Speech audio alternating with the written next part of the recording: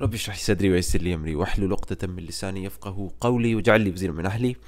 कुरान की ज़ुबान की एक और छोटी सी खूबसूरती, ये सूरह हज सूरह नंबर 22 आयत नंबर 62 और सूरह लुक़मान सूरह नंबर 31 आयत नंबर 30 तकरीबन बराबर है, सिर्फ एक ही लफ्ज़ का फ़र्क है और वो है ये एक छोटा सा हुआ।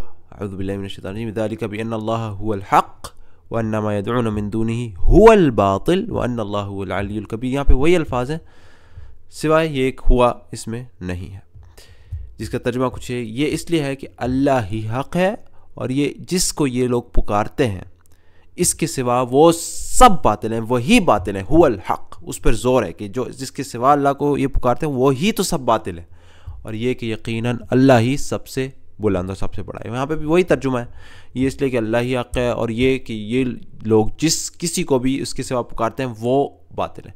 उस पर ज़ोर नहीं है कि वही बातिल हैं, वही सब बातिल नहीं, ज़ोर नहीं है, बस वो बातिल हैं और यकीन अल्लाह ही सबसे बुलंद बाला और अज़मत वाला है। यहाँ पे ज़ोर क्यों नहीं है बातिल माबूदात पर, और यहाँ पर ज़ोर क्यों है कि वो सब, यहाँ पे तर्जुमे में ज़ोर सबसे आप समझ सकते हैं कि वही सब के सब बात है। इसलिए कि अब आप सूरह हज के पूरे सूरत के सियाक़ व सबाक़ में देखें तो पूरी सूरत में जो गैर हक बातिल माबूद हैं उनके ऊपर बात की गई है। जिस तरह मिसाल के तौर पर आपको 4-5 मिसालें रख देता हूँ। जैसे पहले आयत नंबर 11 से आगे इसके ऊपर बात हो रही है कि लोगों में से ऐसा है जो किनारे पर रहकर अल्लाह की बंदगी करता है, अगर फ़ायदा हो तो मुतमईन, मुसीबत आ गई तो उल्टा फिर गया, फिर वो अल्लाह को छोड़कर उनको पुकारता है जो ना उसको नुकसान पहुंचा सकते हैं ना फ़ायदा देते हैं। वो उनको पुकारता है जिनका नुकसान उनके नफ़े से करीब तर है। इनका जिक्र हो रहा है जिन गैर अल्लाह को जो पुकारते हैं। फिर याद करो वक्त जबकि इब्राहीम की जबकि हमने इब्राहीम के लिए इस घर की जगह तजवीज़ की कि मेरे साथ किसी को शरीक ना करो। फिर आयत नंबर 30 में अल्लाह सुब्हानहू व तआला 31 में अल्लाह ताला फरमाते हैं यकसू होकर अल्लाह के बंदे बनो, उसके साथ किसी को शरीक ना करो, और जो कोई अल्लाह के साथ शरीक करे तो गोया वो आसमान से गिर गया। आगे बात हो रही है। फिर इसी तरीके से आयत नंबर 71 में वो लोग अल्लाह को छोड़कर उनकी इबादत कर रहे हैं जिनके लिए ना तो उसने कोई सनद नाजिल की, ना ये ख़ुद उनके बारे में कोई इल्म रखते। फिर गैरुल्लाह के लिए इबादत करना या पुकारना। और आखिर में लोगों एक मिसाल दी जाती है, गौर से सुनो, जिन माबूदों को तुम खुदा को छोड़कर पुकारते हो वो सब मिलकर एक मक्खी भी पैदा करना चाहें तो नहीं कर सकते। तो यहाँ पे सारी बात हो रही है सूरत के सियाक़ व सबाक़ में गैरुल्लाह को पुकारना या शिरक करना। लिहाजा मुनासिब था कि अल्लाह ज़ोर डालता कि यार इस बारे में बात हो रही है, लिहाजा यही तो बातिल हैं, यही तो झूठे माबूदात हैं ये सब। लेकिन सूरह लुक़मान जहाँ ज़ोर नहीं है, बस अल्लाह कहते हैं वो सब बातिल हैं, वहाँ पे ऐसा कोई बात नहीं हो रही गैरुल्लाह माबूदों के जिनको लोग पुकारते। ज़्यादा बात हो रही तो अगर हज़रत लुक़मान अपने बेटे को कहते हैं, याद करो लुक़मान अपने बेटे को नसीहत कर रहा था कि बेटा खुदा के साथ शरीक ना करना बस।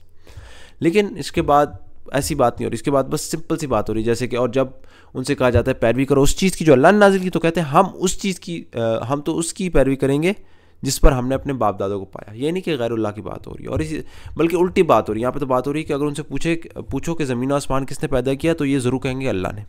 तो यहाँ पे इतना ज़ोर नहीं डाला। चले ये बात इस तरीके से ही है, तो लिहाजा सूरह लुक़मान में ज़ोर भी डालने की ज़रूरत नहीं थी, क्योंकि आप कोई शख्स आपके सामने कोई गलत बात किए जाए आखिरकार आप उसका रद्द करते हुए क्या कहेंगे, यही जो तुमने बातें की यही तो गलत बातें हैं।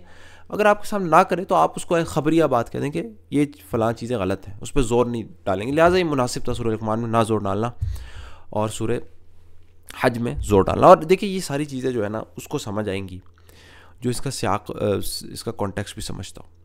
कॉन्टेक्स्ट ये कि ये कुरान 23 साल के अरसे में नाजिल हुआ, मुतफ़र्रिक़ आयात, और ये और हो सकता है ये सारी आयात एक साथ भी ना नाजिल हुई हों, सूरह हज की एक साथ, सूरह लुक़मान की एक साथ।